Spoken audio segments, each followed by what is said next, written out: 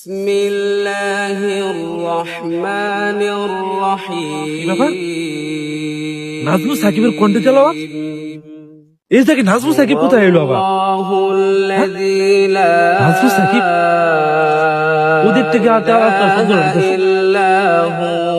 আলিমুল গায়বি wash শাহাদাতি হুয়ার রহমানুর রহিম। হুয়াল্লাহুল্লাযী লা